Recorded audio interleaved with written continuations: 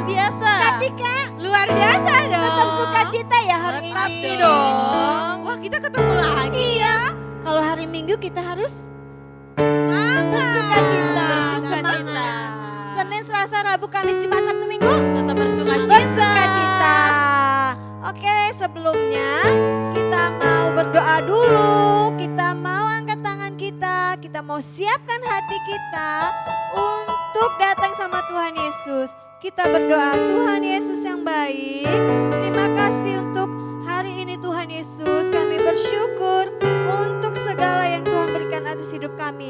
Kami mau bersukacita atas kebaikan-Mu. Kami mau bersenang Tuhan untuk kebaikan-Mu. Karena Tuhan Yesus Allah yang hebat, Allah yang perkasa, Allah yang dahsyat. Terima kasih Tuhan Yesus. Haleluya. Amin. Oke kakak-kakak, kita siap dulu jongkok. Kita mau lompat, hitungan ketiga ya. 1, 2, 3. Lagi, sekali lagi.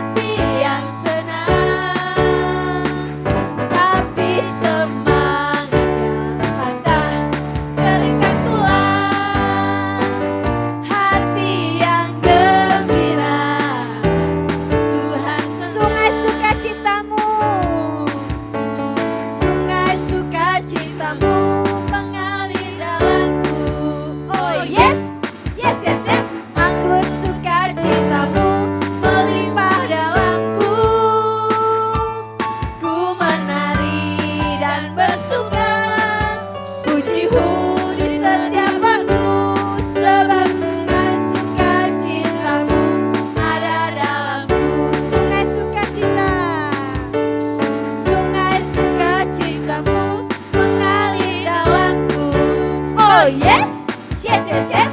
Aku suka cintamu melimpah dalamku.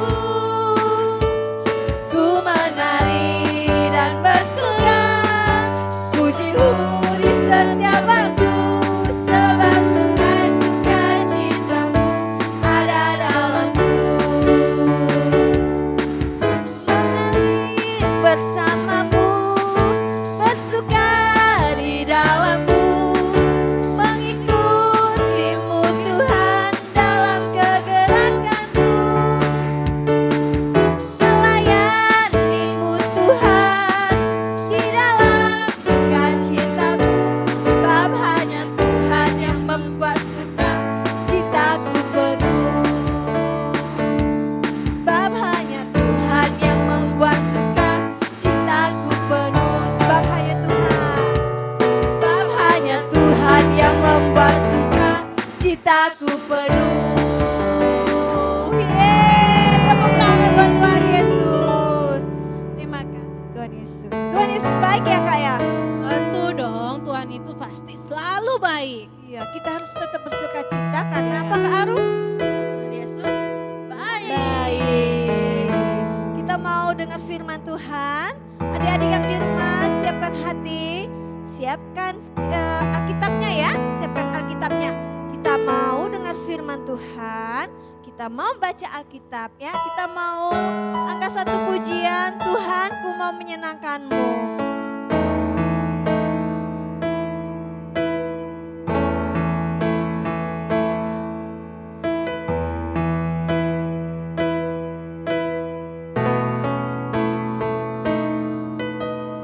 Tuhan ku mau menyenangkanmu. Tuhan bentuklah hati ini jadi bejana untuk hormat-Mu. Cemerlang bagai emas murni. Tuhan ku serahkan hatiku,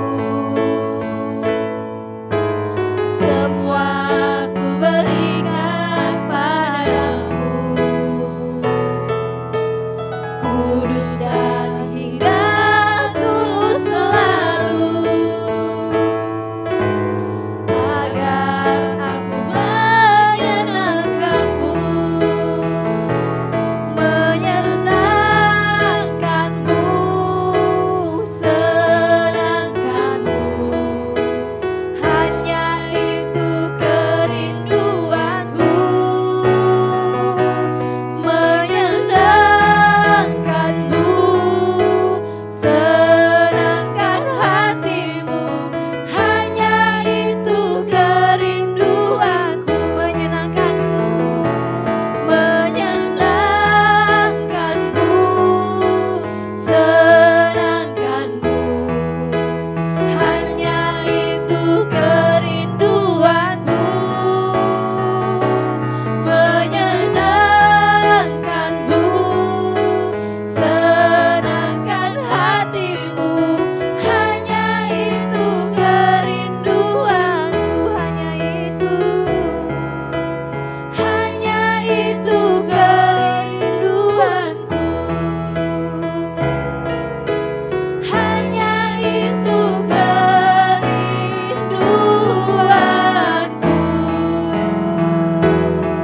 Kita mau sembah Tuhan Yesus, kita mau sembah Tuhan Yesus. Haleluya. Kami mau senangkan Tuhan, kami mau senangkan Tuhan. Haleluya. Kami mau mengucap syukur Tuhan. Tuhan Yesus baik, Tuhan Yesus dahsyat. Haleluya.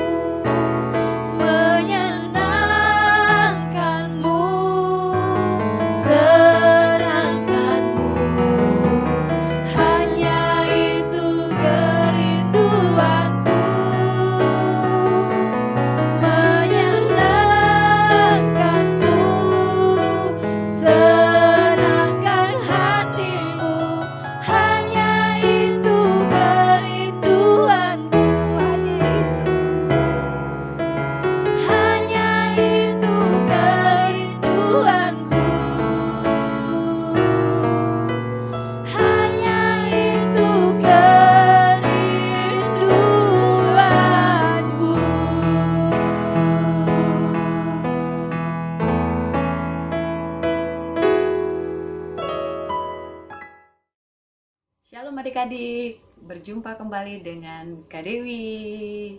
Nah, sebelum kakak bercerita, mari kita satukan hati kita berdoa. Tuhan Yesus, terima kasih buat hari ini kami boleh mendengarkan firman Tuhan. Urapi kami semua Tuhan, berikan kami hati seorang murid yang sungguh-sungguh mendengar firman Tuhan, dan kami menjadi pelaku firman sebab Roh Kudus menolong kami. Terpujilah nama Tuhan Yesus, haleluya, amin.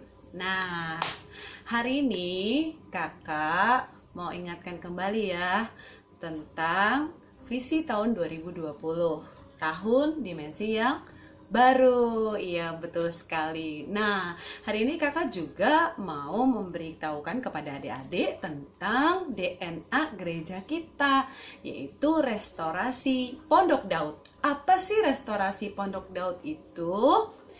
Restorasi Pondok Daud adalah prajurit-prajurit Tuhan yang gagah perkasa, yang memiliki gaya hidup, doa, pujian, penyembahan bersama-sama siang dan malam, dan melakukan kehendak Tuhan pada zaman ini.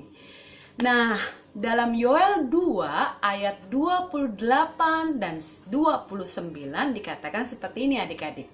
Kemudian daripada itu akan terjadi bahwa aku akan mencurahkan rohku ke atas semua manusia. Maka anak-anakmu laki-laki dan perempuan akan bernubuat.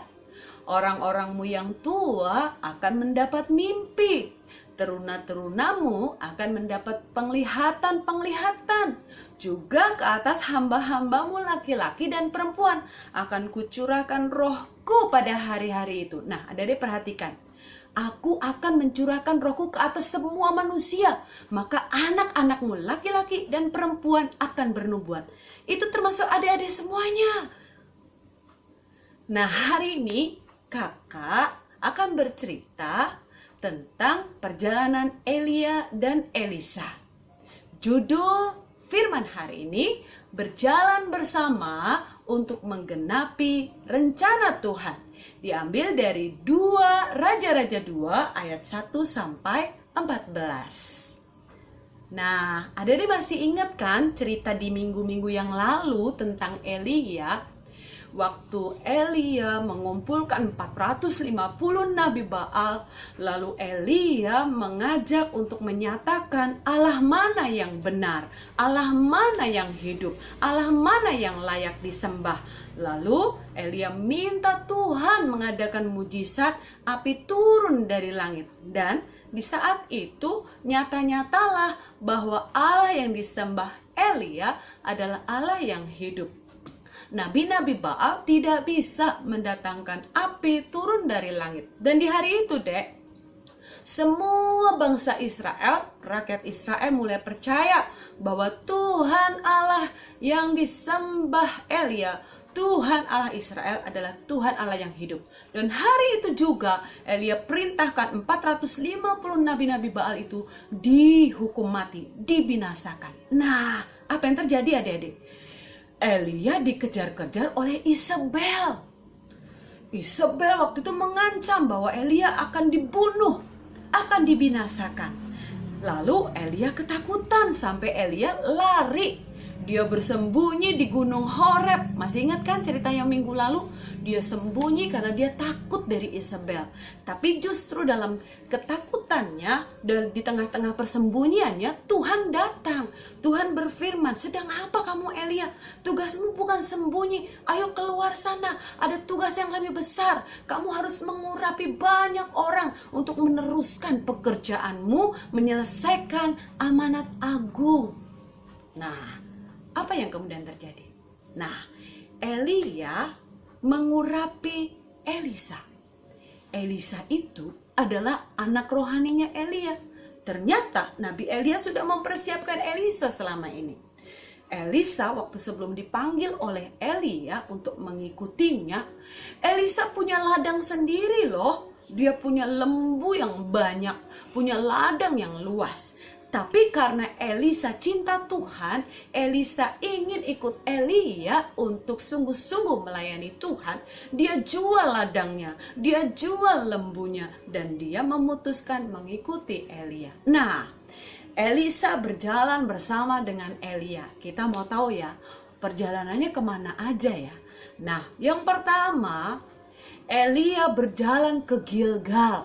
Nah, Gilgal itu apa ya? Nah, kalau adik-adik mau ingat ya, Gilgal itu ternyata tempat penyunatan bangsa Israel sebelum memasuki tanah Kanaan. Oh, berarti artinya buat kita harus mempersiapkan diri untuk hidup dipimpin Roh Kudus. Tinggalkan cara hidup yang lama yang tidak berkenan bagi Tuhan dan mulai ikuti tuntunan Tuhan. Itu namanya generasi yang kudus. Sampai di Gilgal, Elia bilang sama Elisa, "Elisa, aku mau pergi ke Betel. Kamu tinggal di sini, tidak usah mengikutiku." Tapi Elisa bilang, "Tidak, aku mau ikut kemanapun engkau pergi. Aku mau ikut kamu ke Betel." Nah, akhirnya Elia dan Elisa berjalan dari Gilgal menuju Betel. Apa itu Betel ya? Oh, Betel adalah tempat di mana Yakub bertemu dengan Tuhan. Tempat di mana ada hadirat Tuhan. Nah, apa artinya buat adik-adik ya? Ternyata adik-adik dan kakak dan kita semua harus mempersiapkan diri untuk mengenal Tuhan dengan sungguh-sungguh dan tinggal dalam hadiratnya. Apa artinya ya? Kalau yang pertama tadi kita hidup menjadi generasi yang kudus, yang kedua artinya kita generasi yang kenal dan dekat dengan Tuhan. Nah, lalu Elisa bilang lagi kepada Elia, "Elia, kamu mau pergi kemana lagi?" Lalu Elia bilang, "Aku mau ke Yeriko. Kamu tinggal di sini, tidak usah ikut." "Tidak Elia, aku mau tetap ikut kemanapun engkau pergi." Akhirnya Elia teruskan perjalanannya dengan diikuti Elisa sampailah dia di kota Yeriko. Apa sih artinya Yeriko? Oh, ternyata Yeriko itu kota pertama yang dikalahkan oleh Israel pada saat memasuki tanah perjanjian dan dimenangkan dengan pujian penyembahan. Masih ingat kan? Yang waktu mereka keliling-keliling, lalu kemudian tembok Yeriko dirobohkan dengan pujian dan penyembahan. Nah, adik-adik, walaupun kita nih ibadah di rumah masing-masing, tapi adik-adik harus ingat, adik-adik punya kuasa dalam pujian, penyembahan. Sebab adik-adik dan kakak sedang dibawa Tuhan menjadi generasi pemuji, penyembah. Nah, kemudian setelah sampai di Yeriko, ada banyak murid-murid Nabi Elia bilang sama Elisa juga, "Elisa, itu Nabi Elia kan mau diangkat Tuhan, mau dibawa Tuhan." "Iya, aku udah tahu." Nah, terus dia tetap mengikuti Nabi Elia. Nabi Elia padahal udah ngomong, "Elisa, kamu tinggal di sini. Aku mau teruskan perjalananku ke Sungai Yordan."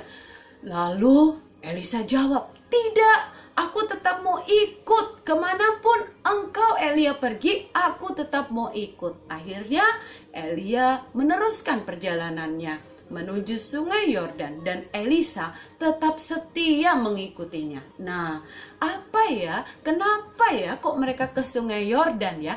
Ternyata Sungai Yordan adalah tempat di mana mujizat terjadi atas Naaman. Masih ingat cerita Naaman kan? Naaman yang disembuhkan dari kustanya.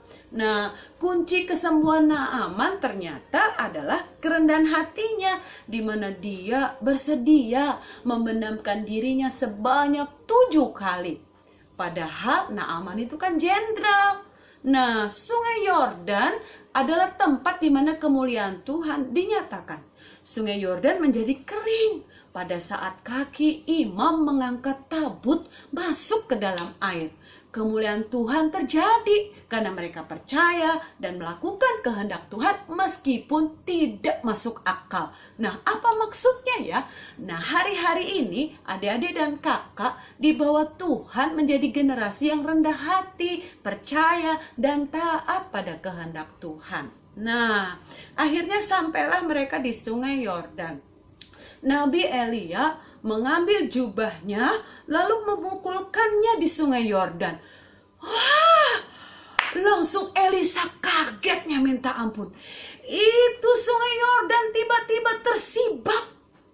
Tiba-tiba sungai Yordan yang penuh dengan air mulai terbelah dan terlihat dataran yang kering. Dan Nabi Elia berjalan. Nabi Elisa sebenarnya agak bingung, tapi dia ikuti saja. Dia ikut kemanapun Elia berjalan. Nah, 2 Raja-Raja 2 ayat 9 katakan begini. Dan sesudah mereka sampai di seberang sungai Yordan, berkatalah Elia kepada Elisa, mintalah apa yang hendak kulakukan kepadamu sebelum aku terangkat daripadamu. Jawab Elisa, biarlah kiranya aku mendapat 2 bagian dari rohmu. 2 Raja-Raja 2 ayat 10 tertulis begini. Berkatalah Elia, yang kau minta itu adalah sukar. Tetapi jika engkau dapat melihat aku terangkat daripadamu, akan terjadilah kepadamu seperti yang demikian. Dan jika tidak akan terjadi. 2 Raja-Raja 2 ayat 11 katakan seperti ini. Sedang mereka berjalan terus sambil berkata-kata, tiba-tiba datanglah kereta berapi dengan kuda berapi memisahkan keduanya. Lalu naiklah Elia ke surga dalam angin badai. 2 Raja-Raja 2 ayat 12 tertulis begini. Ketika Elisa melihat itu, maka berteriaklah ia, Bapakku, Bapakku, kereta Israel dan orang-orangnya yang berkuda. Kemudian tidak dilihatnya lagi.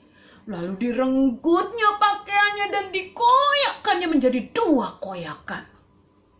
2 Raja-Raja 2 ayat 13 katakan seperti ini. Sesudah itu dipungutnya jubah Elia yang telah terjatuh. Lalu ia berjalan hendak pulang dan berdiri di tepi sungai Yordan. Nah, ini dahsyat sekali, Dek. 2 Raja-Raja 2 ayat 14 katakan seperti ini. Ia, Elisa, mengambil jubah Elia yang telah terjatuh itu. Dipukulkannya ke atas air itu sambil berseru, "Di manakah Tuhan Allah Elia?" Ia memukul air itu lalu terbagi ke sebelah sini dan ke sebelah sana. Maka menyeberanglah Elisa. 2 Raja-Raja 2 ayat 15 katakan. Ketika rombongan nabi yang dari Yeriko itu melihat dia dari jauh, mereka berkata, "Roh Elia telah hinggap pada Elisa." Mereka lalu datang menemui dia, lalu sujudlah mereka kepadanya sampai ke tanah. Nah, adik-adik, dari cerita ini kita belajar.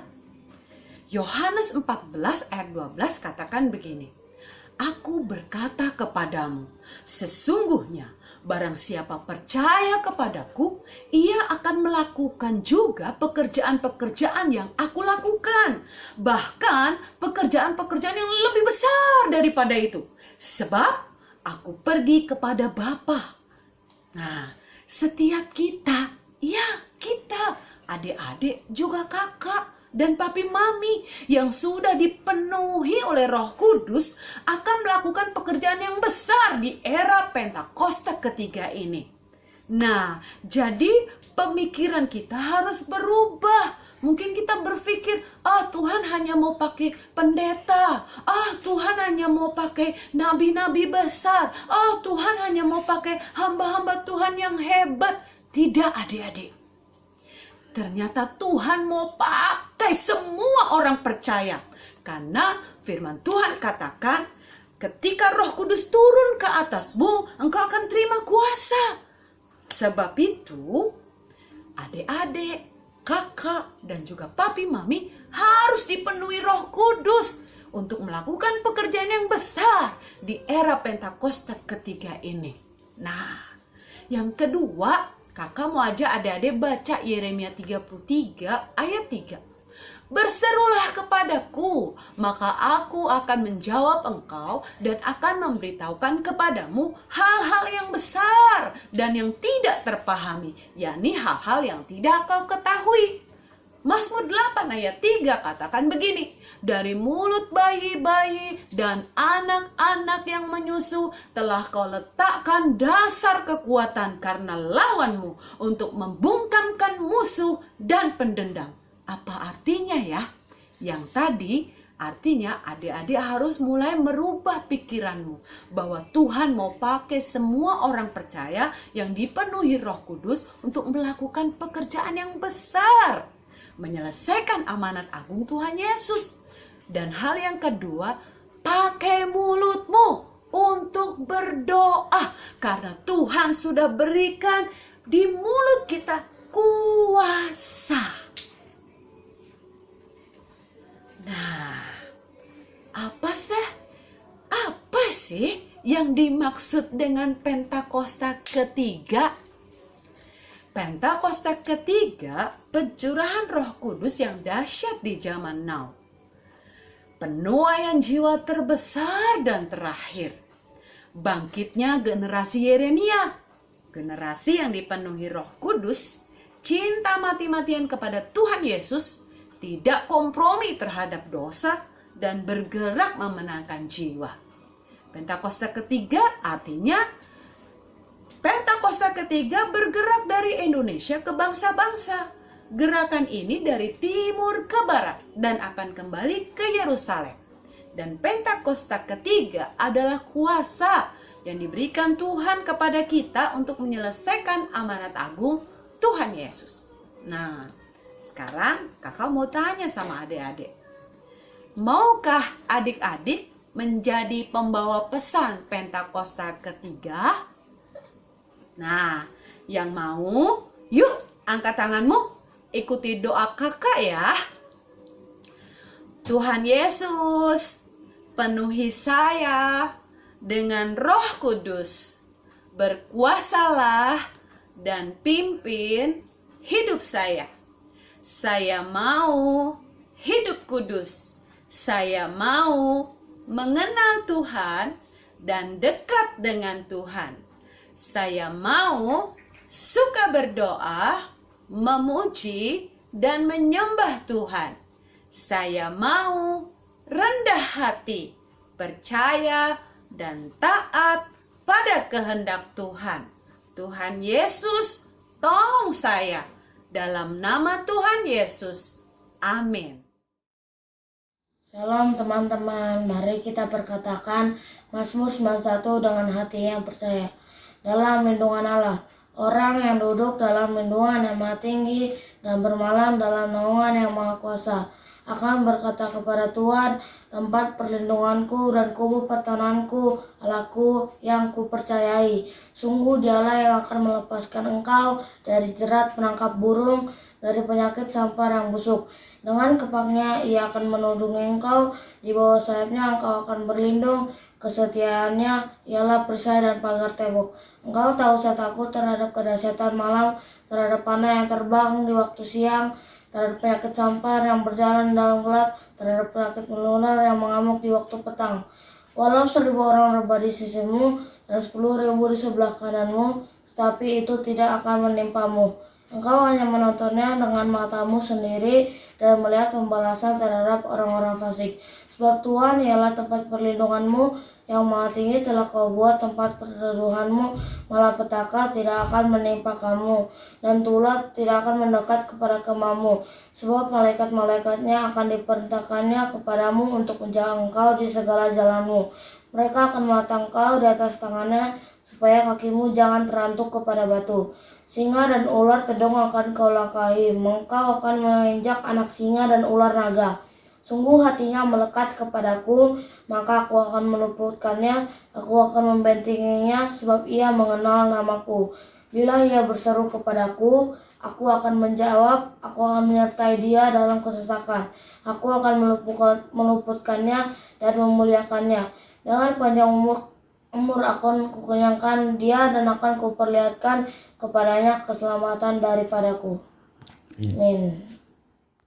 Tuhan Yesus, terima kasih untuk ibadah kami hari ini. Terima kasih Tuhan Yesus hadir mengurapi kami. Terima kasih buat firman-Mu, tolong kami bisa mengerti dan melakukan firman-Mu. Berkati kakak-kakak yang melayani dan kami semua yang beribadah dengan sungguh-sungguh.